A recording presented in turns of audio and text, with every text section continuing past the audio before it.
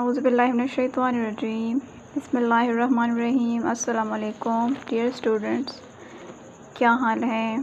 امید ہے سب ٹھیک ٹھاک ہوں گے، کلاسز انجوائے کر رہے ہوں گے نا۔ کل سے ہم حدیث شروع کر چکے ہیں، ہمارے پیارے نبی حضرت محمد صلی اللہ علیہ وآلہ وسلم کی پیاری باتیں پڑھ رہے ہیں۔ 2 احادیث میں نے آپ کو ایز اے ہوم ورک بھی دیے تھے کہ اس کو یاد کریں۔ آج آپ لوگ حدیث نمبر 3 ہوم ورک میں لے لیں۔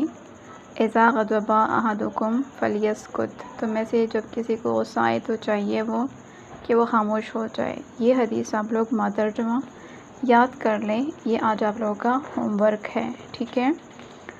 آج کا ہوم ورک ہے حدیث نمبر 3 ماترجمہ یاد کریں، ٹھیک ہے؟ پھر اس کے بعد صفحہ نمبر 86 پر جاتے ہیں اور آگے کا حدیث پڑھتے ہیں۔ یہ ہے صفحہ نمبر 86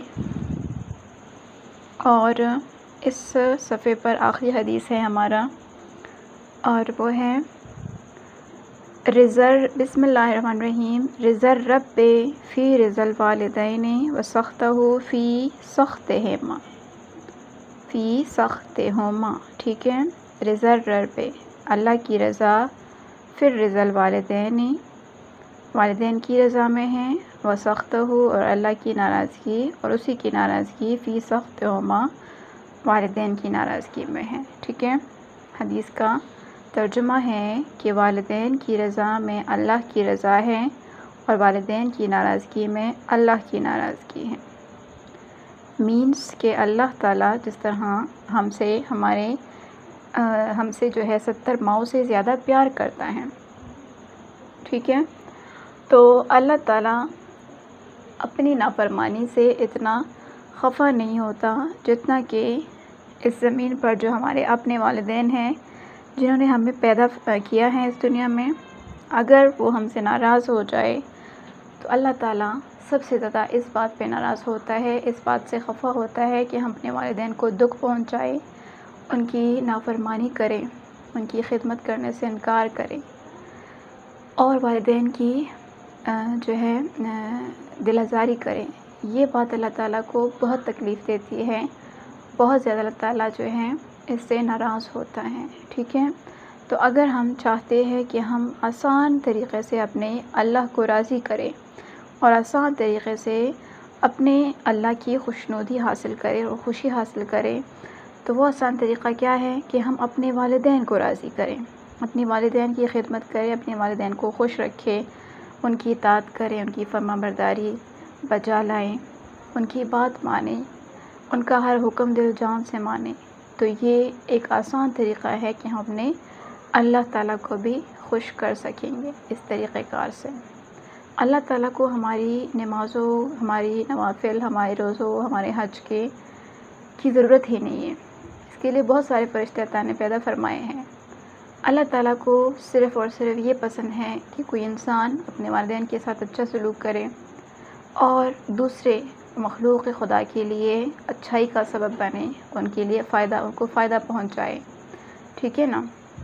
اس طرح علامہ اقبال کا شعر ہے کہ درد دل کے واسطے پیدا کیا انسان کو، ورنہ طاعت کے لیے کچھ کم نہ تھی کروبیاں۔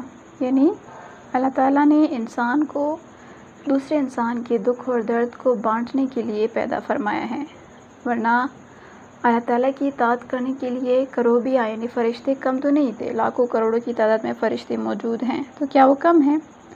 لیکن اللہ تعالیٰ نے انسان کو انسان کی ہمدردی کے لیے پیدا کیا ہے، اور ہمارے اچھے سلوک، ہماری ہمدردی کے سب سے زیادہ مستحق سب سے پہلے ہمارے والدین ہیں۔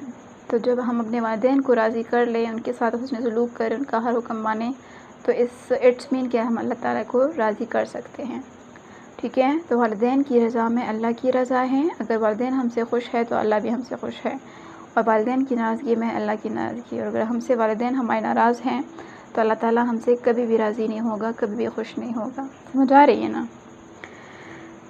اب تفہیم دے کے والدین کی اطاعت اور ان کی بات ماننے میں ہمارا ہی فائدہ ہے، بے شک ہمارا ہی فائدہ ہے، وہ ہمیں دعائیں دیں گے، ہم سے پیار کریں گے، ہم سے اللہ خوش ہوگا۔ جب ہم والدین کی بات مانیں گے تو اللہ تعالیٰ ہم سے راضی اور خوش ہوگا، والدین کی دعائیں ہمیں ملے گی، لوگ ہمیں اچھا کہیں گے کہ یہ دیکھو یہ کتنا فرمانبردار بیٹا بیٹی ہے جو اپنے والدین کا ہر حکم مانتے ہیں۔ اس طرح سب کے ساتھ ساتھ ہمارے والدین بھی ہمیں دعائیں دیتے ہیں جو ہماری کامیابی کا ذریعہ ہوگی۔ ظاہر ہے ہمارے جو کامیابی کا انحصار ہے وہ ہمارے والدین کی دعاؤں پر ہے۔ کہتے ہیں کہ والدہ کی جو دعا ہے، ماں کی دعا انسان کی تقدیر بدل دیتی ہے۔ تو ہمیں چاہیے کہ ہم اپنے والدین کا بہت خیال رکھیں، ان کی بہت خدمت کریں، ان کا ہر حکم بجا لائیں اور ان کو اس دنیا میں راضی کریں تاکہ اللہ تعالی ہم سے راضی ہو جائے اور ہمیں جنت میں جگہ نصیب فرمائے۔ ٹھیک ہے، امید ہے سب کو سمجھ آئی ہوگی اس حدیث کی۔ پھر آگے ہم اس کا آج ریٹن ورک کرتے ہیں، اور ریٹن ورک ہے درست الفاظ سے خالی جگہ پر کریں۔ مشق میں سب سے پہلے سوال ہے درست الفاظ سے خالی جگہ پر کریں۔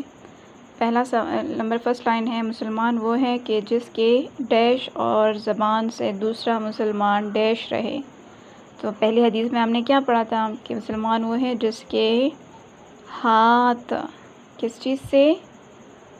ہاتھ اور زبان سے دوسرا مسلمان محفوظ رہے۔ کیا رہے؟ محفوظ رہے۔ ٹھیک ہے، جس کے زبان اور ہاتھ سے دوسرا مسلمان محفوظ رہے۔ پھر ہے اللہ تعالیٰ اس شخص پر ڈیش نہیں کرتا جو ڈیش پر رحم نہیں کرتا۔ پھر دوسری حدیث میں میں نے پڑھا تھا اللہ تعالیٰ اس شخص پر رحم نہیں کرتا۔ کیا نہیں کرتا؟ رحم نہیں کرتا جو لوگوں پر رحم نہیں کرتا۔ ٹھیک ہے، جو لوگوں پر رحم نہیں کرتا۔ پھر ہے تم میں سے جب کسی کو ڈیش آئے تو چاہیے کہ وہ ڈیش ہو جائے۔ جب کسی کو کیا آئے؟ غصہ آئے۔ تم میں سے جب کسی کو غصہ آئے تو چاہیے کہ وہ خاموش ہو جائے، اسی طریقے سے اس کا غصہ ٹھنڈا ہو جائے گا، خاموش ہو جائے۔ ٹھیک ہے، پھر اس کے بعد ہے میں ڈیش نبی ہوں، میرے بعد کوئی ڈیش نہیں، میں آخری نبی ہوں۔ ہمارے پیغمبر صلی اللہ علیہ وسلم نے کیا فرمایا ہے؟ میں آخری نبی ہوں، میرے بعد کوئی نبی پیدا نہیں ہوگا۔ ٹھیک ہے، یہ ہمارے خالی جگہ پر تھے۔ پھر نیکسٹ پیج پر سوالات کے جوابات دیں گے، ہم اب لکھیں گے۔ پہلا سوال ہے مسلمانوں کو آپس میں کس طرح رہنا چاہیے؟ ہم نے پہلے حدیث کی مفہوم میں پڑھا تھا کہ مسلمانوں کو آپس میں کس طرح رہنا چاہیے، تو اس سوال کا جواب ہوگا مسلمانوں کو آپس میں کس طرح رہنا چاہیے۔ ہمارا جواب ہوگا مسلمانوں کو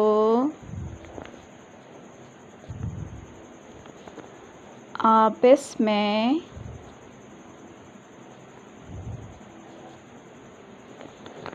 پیار و محبت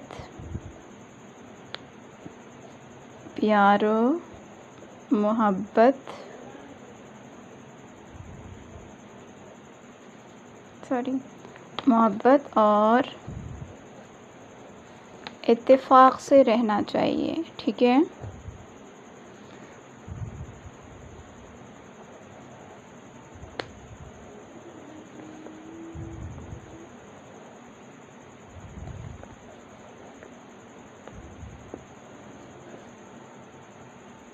مسلمانوں کو آپس میں کس طرح رہنا چاہیے؟ مسلمانوں کو آپس میں پیار و محبت اور اتفاق سے رہنا چاہیے۔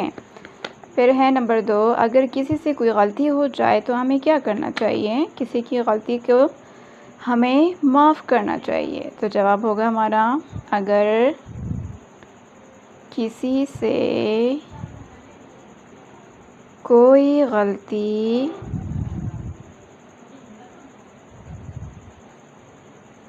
ہو جائے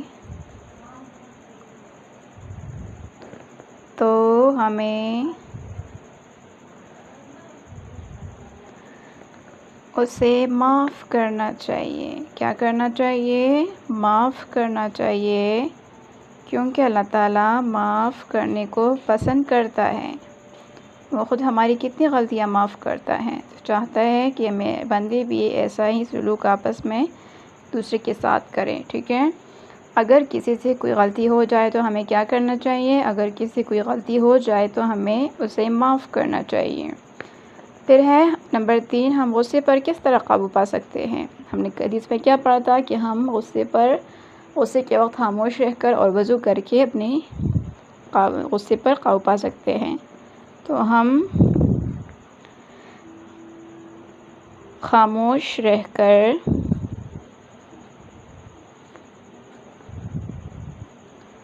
اور وضو بنا کر اپنے غصے کو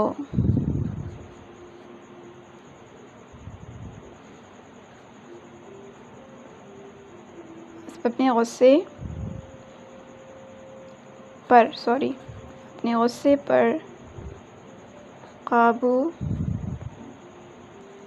پا سکتے ہیں۔ ہم غصے پر کس طرح قابو پا سکتے ہیں؟ ہم خاموش رہ کر اور وضو بنا کر اپنے غصے پر قابو پا سکتے ہیں، ٹھیک ہے۔ پھر ہے نمبر 4، والدین کی اطاعت کے 2 فائدے بیان کریں۔ والدین کی اطاعت کے 2 فائدے یہ ہیں کہ اللہ ہم سے خوش ہو سکتا ہے، اللہ ہم سے خوش یا راضی ہوتا ہے۔ نمبر 1 یہ ہو گیا، اللہ ہم سے راضی ہوتا ہے۔ نمبر 2 ہے والدین کی دعائیں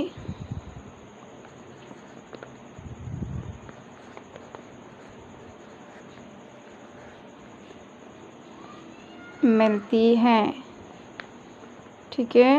والدین کی دعائیں ملتی ہے جو ہماری کامیابی کا ذریعہ ہوتے ہیں۔ والدین کی اطاعت کے 2 فائدے یہ ہے کہ اللہ ہم سے راضی ہوتا ہے اور والدین کی دعائیں ملتی ہے، ٹھیک ہے۔